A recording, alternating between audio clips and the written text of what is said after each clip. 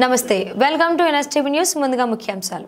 Polavaram project నిర్వాసితులైన Kondamodalu పెద్దలతో ప్రభుత్వం 2017లో కుదుర్చుకున్న MOU ప్రకారంగా ఆదివాసులకు నష్టపరిహారాన్ని చెల్లించాలని డిమాండ్ చేస్తూ ఈ రోజు నుంచి కొండమొదలు పంచాయతీ సర్పంచ్ వేట్ల విజయ్ రంపచోడవరంలోని ITDA ఆఫీస్ ముందు నిరసన దీక్షను చేపట్టారు.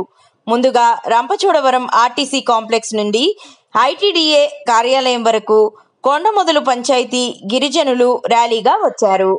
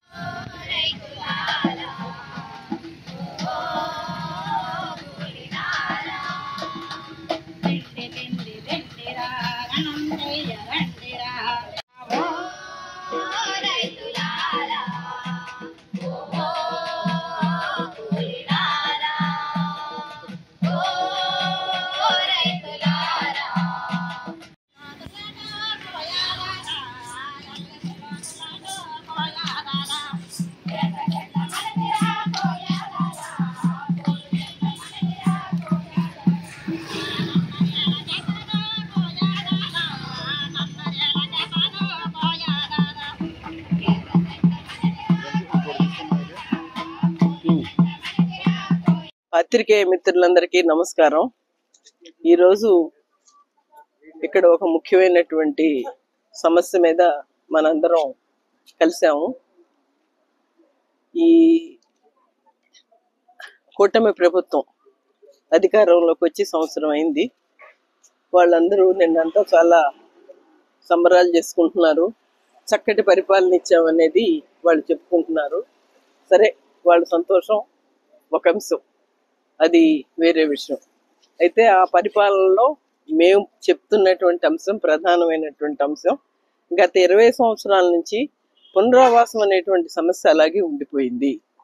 వీళ్ళకి ఎప్పుడో అక్కడ ఎప్పుడైతే పోలవరం ప్రాజెక్టు కట్టడుతున్నాము అని చెప్పి ప్రకటించారో అప్పటి నుంచి ఇప్పటి వరకు కూడా గిరిజనుల యొక్క జీవితాలతోటి వాళ్ళ స్థితిగతులతోటి ఆడుకోవటమే తప్ప ఏ పాలకులు వచ్చినా కూడా వీళ్ళకి ఇవ్వవలసినటువంటి నష్టపరిహారాన్ని ఇవ్వకుండా అనేక పద్ధతుల్లో వీళ్ళని గ్రామాల నుంచి పంపించి వేయటం, నెట్టివేయటం జరిగింది.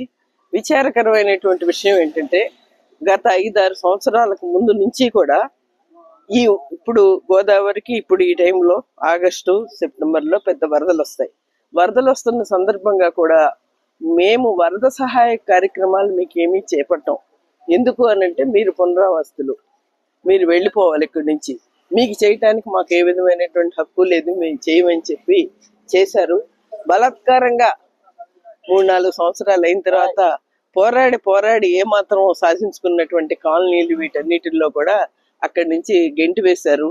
3.5 సంవత్సరాలు అయింది ఇక్కడికి వచ్చారు. ప్రస్తుతానికి వాళ్ళకి అడవి లేదు, భూమి లేదు, సహజ వనరు ఏమీ లేదు. కనీసం ఈ వేసవకాలంలో తాగటానికి కూడా చాలా నీరుకు కూడా, తాగునీరుకు కూడా పడ్డారు. మరి అదేవిధంగా R&R ప్యాకేజీ కత్తినపల్లి లాంటి గ్రామాలకైతే కనీసంగా ఒక్కటికి కూడా ఇల్లు అవ్వలేదు. విచారకరమైన వార్త ఏంటంటే ఆ గ్రామం మన మాజీ ప్రెసిడెంట్ గారిది కూడా అదే గ్రామం. కానీ ఆ గ్రామంలో ఒక్కళ్ళకు కూడా ఇంతవరకు R&R ప్యాకేజ్ ఇవ్వలేదు. కొన్ని గ్రామాల్లో కొంతమందికి అటు ఇచ్చారు, ఇటు ఇచ్చారు, వాళ్ళకి పడుతున్నాయి. వీళ్ళకి ఏ మాత్రం కూడా లక్షల రూపాయలు నష్టపరిహారం రావాల్సినటువంటి దగ్గర వీళ్ళకి ఒక్క నయా పైస కూడా రాకుండా గ్రామాల్లో అట్లా పడి బయటకు వచ్చి జీవిత కూలీలుగా జీవిస్తున్నారే. వీళ్ళ జీవితాలు ఎంత అన్యాయం. మరి ఆ రోజు కలెక్టర్లు చెప్పారు, మీరు వెళ్ళిపోండి, మాకు జస్ట్ బటన్ నొక్కితే మీకు డబ్బులు పడిపోతాయి అని చెప్పారు. మరి మేము కూడా అనేక రకాలుగా ప్రశ్నలు వేసాం.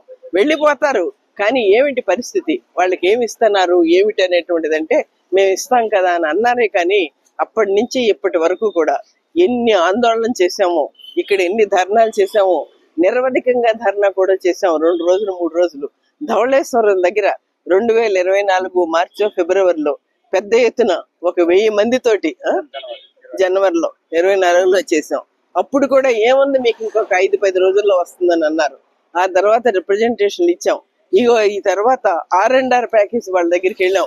ఏమిటండి అని అంటే అయిపోతుంది, ఏదో టెక్నికల్ ప్రాబ్లం అన్నారు. టెక్నికల్ ప్రాబ్లమ్స్ తోటి నిర్వాసితుల సమస్యల్ని ఇన్ని రోజులు ఉంచుతారా? ఇన్ని లక్షల రూపాయలు కనీసం ప్రజలకి చెందాల్సినటువంటి చెందకుండా చేస్తున్నారే. ఈ రోజు అధికారంలో ఉండేటువంటి ఆ కలెక్టర్లు, పిఓలు వాళ్ళందరూ కూడా ఆలోచించుకోవాలి. ఒక ఉద్యోగస్తుడికి ఒక చిన్నది జీతం గనక 4 నెలలు 5 నెలలు వాళ్ళకి రాకపోతే వాళ్ళు ఎంత సతమతం అవుతారు. మరి వీళ్ళని ఊరి నుంచి తరిమేశారు, అడవి నుంచి తరిమేసేశారు, గ్రామం నుంచి తరిమేశారు. అయినప్పటికీ కూడా నష్టపరిహారం ఇవ్వకుండా ఇంతవరకు ఏడిపిస్తా ఉంటే ఇది ఎంతవరకు సరైంది? ఎంత మంది దగ్గరికి వెళ్ళాము, ఎన్ని రిప్రజెంటేషన్ చేసాము. మరి విజయవాడ వీళ్ళందరూ వచ్చారు, ప్రెస్ మీట్ పెట్టాం, అయ్యా మా గోడు వినండి అని చెప్పాం. వామపక్ష పార్టీలందరికీ ఇచ్చాం, మేధావులకి అందరికీ ఇచ్చాం.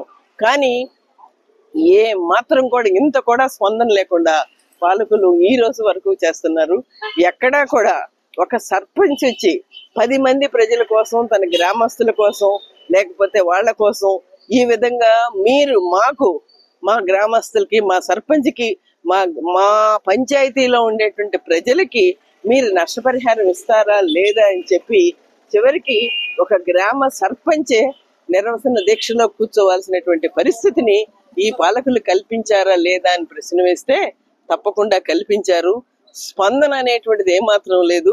వాళ్ళు మొత్తంగా సంవత్సరం పండగలో చేసుకోవటం మునిగిపోతున్నారే తప్ప ఇక్కడ ఉన్నటువంటి ఆదివాసీలకు సంబంధించిన దాంట్లో వాళ్ళ జీవితాలు ఏమిటి, వాళ్ళు ఏం కావాలి, వాళ్ళకి ఇస్తున్నారా వృత్తి, ఏమైపోయింది అనేటువంటి విషయాన్ని కనీసంగా పట్టించుకునేటువంటి ఈ పాలకుల మీద ఈ ప్రజలందరూ చాలా ఆగ్రహంగా ఉన్నారు. మరి ఇప్పటికైనా వాళ్ళు సత్వరమే వాళ్ళకు ఉండేటువంటి ఆ మేనేజ్మెంట్లను, ఆఫీసర్లను పిలిపించి వీళ్ళ యొక్క గోడేంటి విని వీళ్ళకి ఒక పరిష్కారం చూపిస్తారా లేదా అని చెప్పి రైతు కూలీ ఆ సంఘం ఆంధ్రప్రదేశ్ తరఫున మేము అందరి తరఫున వారికి మేము విజ్ఞప్తి చేస్తున్నాం. 2006 రాజశేఖర రెడ్డి గారు సీఎం అయిన తర్వాత మొత్తము శంకుస్థాపన చేసిన తర్వాత ప్రాజెక్టు కడతాం చేగొండపల్లిలో. అప్పటి నుంచి మాకు భూమి ఎంతమంది నిర్వసితులు మునిగిపోతున్నారు, ఎంతమంది ఆ ఇంట్లో ఎంతమంది నిర్వసితులు ఉన్నారు, మొత్తం భూమి ఎంత కోల్పోతుందని ఎంక్వైరీ చేయండి అని మేము అప్పటి నుంచి చెప్పుకుంటూ వస్తున్నా. కానీ 2013 టైంలో మొత్తం గ్రామ సభలు జరపకుండా మొత్తము 50 ఏళ్ల నుంచి మేము సాగు చేస్తున్న భూమికి ఆ గిరిజనేతరులైన వాళ్ళకి R&R వాళ్ళకి మొత్తం భూమి ప్యాకేజీ ఇవ్వడము ఇలా చేసుకుంటూ వస్తే మాకు గ్రామ సభలు జరపలేదు. నేను కూడా ఆ టైంలో నేనే సర్పంచ్ను. ఆ టైంలో కూడా సర్పంచ్గా నాకు ఎటువంటి సంవత్సరం లేకుండా మొత్తం మీరే మొత్తం వాళ్ళకి నష్టపరిహారం ఇస్తున్నారు అని మేము అప్పుడు హైకోర్టుకి వెళ్ళాం. నా పేరు మీద కేసు వేయడం జరిగింది. అప్పుడు మొత్తము ఈ R&Rకి సంబంధించి మొత్తం పోలవరం పునర్వాసం ప్రక్రియ మొత్తం ఆగిపోయిన తర్వాత ఆ టైంలో మాకు 2017లో ప్రాజెక్టు అధికారిగా ఉన్నారు ఇప్పుడున్న ప్రస్తుత జిల్లా కలెక్టర్ గారు, అప్పుడు దినేష్ కుమార్ గారు, అప్పుడు పిఓ గారు ఇక్కడ. ఆ టైంలో మాకు మొత్తము జాన్సీ గారికి మాకందరికి పిలిచి, మా పెద్దలకి రామరెడ్డి గారికి మాకందరికి మొత్తం పిలిచి ఒక 15 మందిగా పిలిచి ఒక రోజంతా మాకు చర్చలు జరిగిన తర్వాత ఒక నైట్ అంతా మొత్తము మాలో ఉన్న మొత్తం వాళ్ళతో చర్చించడం జరిగింది. ఏంటంటే ఆ రోజుల్లో జరిగిన చర్చల్లో మాకు 426 ఎకరాల భూమి మాకు కావాలి.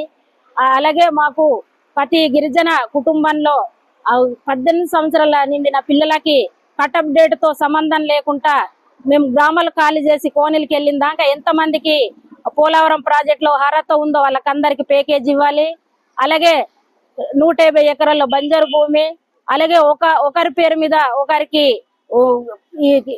నమోదాయి ఉన్నాయి ఆ భూమి, అవి కూడా మాకు సరిచేసి మొత్తం మీరు ఏవంటే టెక్నికల్ ప్రాబ్లాలు రేషన్ కార్డులో యజమాని పేరు తీసేయడం ఇవన్నీ ఉన్నాయి, అవన్నీ మొత్తం మీరు సరిచేసి మా గిరిజన కుటుంబాలకు మొత్తం ప్యాకేజ్ ఇవ్వాలి, మీరు నష్టపరిహారాలు ఇవ్వాలని ఆ రోజు మాకు వాళ్ళకి సుదీర్ఘంగా చర్చలు జరిగి నైట్ 7 గంటల నుంచి మొదలుకొని తెల్లవారు గట్ల 3 గంటల దాకా వాళ్లకు మాకు చర్చలు జరిగిన తర్వాత ఆ రోజు వాళ్ళందరూ ఈ పిఓ గారు అలాగే ప్రాజెక్ట్ లో ఉన్న అడ్మినిస్ట్రేటర్ గారు వాళ్ళందరూ వచ్చిన తర్వాత ఎంఆర్ఓ గారు వాళ్ళందరూ మాతో ఆ చర్చల్లో పాల్గొన్న తర్వాత వాళ్ళకు మాకు ఒక ఒప్పందం కుదిరింది. మేము ఏ డిమాండ్లు అంతా పెట్టామో ఆ డిమాండ్లు వాళ్ళు సంతకాలు చేశారు, మేము సంతకాలు చేసిన తర్వాత కోనిలికి వెళ్ళిన తర్వాత మాకు మొత్తం వెళ్ళబోయే ముందు మొత్తం భూమి మాకు గిరిజనులకు ఒప్పజెప్పాలి అని మొత్తం ఏవంతా మేము ఆ డిమాండ్లు పెట్టాము. అవన్నీ జరిగిన తర్వాతే మేము ఆ రోజు వచ్చాము. వచ్చిన తర్వాత మొత్తము మేము మాకు ఇవ్వండి భూమి ఇవ్వండి అని ఆ రోజు మేము అంటే మొత్తం కరెంట్ ఆఫ్ చేశారు, మొత్తం రేషన్ తీసేశారు, హాస్పిటల్ ఎత్తేసారు, మొత్తం కొండమొదల పంచాయతీలో మేము లేనట్టుగా మొత్తం మేము ఖాళీ చేసినట్టుగా మీకు ఎటువంటి అధికారాలు లేవని ఆ రోజు వీళ్ళు మమ్మల్ని ఎంత ఇబ్బంది పెట్టారు. ఆ మొత్తము కాపర్ డాం కట్టిన తర్వాత నీళ్ళంతా వెనక్కి వచ్చి గ్రామాలు మునిగిపోయి 3-4 నెలలు నీళ్లు మొత్తం అలాగే నిలవ పెట్టిన తర్వాత మొత్తం అలాగే మందులు లేక ఏమి లేక మొత్తం ఒక మిత్రుడు కూడా చనిపోవడం జరిగింది, మా గిరిజన మిత్రుడు. ఆ టైంలో మేము మళ్ళీ ఇప్పుడున్న పిఓ గారు అప్పుడు సబ్ కలెక్టర్ గా ఉన్నారు, మొత్తం మేము చూసుకుంటాము, మీరు రండి, మీరు ఏది కావాలన్నా మేము అక్కడికి వెళ్ళిన తర్వాత మీకు ఇస్తాము. అప్పుడు ఒక కలెక్టర్ ఉన్నాడు కాకినాడలో, ఉమ్మడి జిల్లాగా ఉన్నప్పుడు ఆ కలెక్టర్ గారు బటన్ నొక్కగానే మీరు ఖాళీ చేసి ఇక్కడికి రాగానే బటన్ నొక్కగానే డబ్బులు పడిపోతాయి, ఎంతసేపు డబ్బులతో మాతో పని, మీరు రావడమే పని తప్ప మేము వచ్చిన తర్వాత డబ్బులు మేము చూసుకుంటాం, బటన్ నొక్కగానే ఆ రోజు మాకు హామీ ఇచ్చారు. ఇప్పటికి ఇంకా మాకు వాళ్ళు ఏమంటే ఏ హామీ అంత ఇచ్చారో ఆ హామీ ఒక్కడు కూడా నెరవేరలేదు. తెల్లారితగ్గ మొత్తము అప్పుడు మేము వచ్చి 3 సంవత్సరాలు అవుతుంది, 3 సంవత్సరాలు కూడా తిరిగిన రోజు లేదు. మేము ప్రతి రోజు తిరుగుతున్నాము, పాడేరు వెళ్తున్నాము, ధవళేశ్వరం వెళ్తున్నాము, Rampachodavaram sub collector office, PO గారి ఆఫీసు, అలాగే ఆర్ఎండ్ఆర్ ఆఫీసర్ అక్కడ ఉంటాడు విజయవాడ, అక్కడికి కూడా వెళ్ళాం, కమిషనర్ దగ్గర కూడా వెళ్తూనే ఉన్నాం, తిరుగుతూనే ఉన్నాం, ఒక్క సమస్య కూడా పరిష్కారం అవ్వడం లేదు. తప్పనిసరి పరిస్థితుల్లో మేము ఈ రోజు దీక్ష మేము చేయడం జరుగుతుంది. ఎందుకంటే ఈ రోజైనా నెరవేర్తదా లేదా, ఈ రోజైనా మాకు వచ్చి మా సమస్య స్పందించి పరిష్కరిస్తారన్న దాంతో మేము ఈ రోజు రోడ్డు మీదకి రావడం జరిగింది.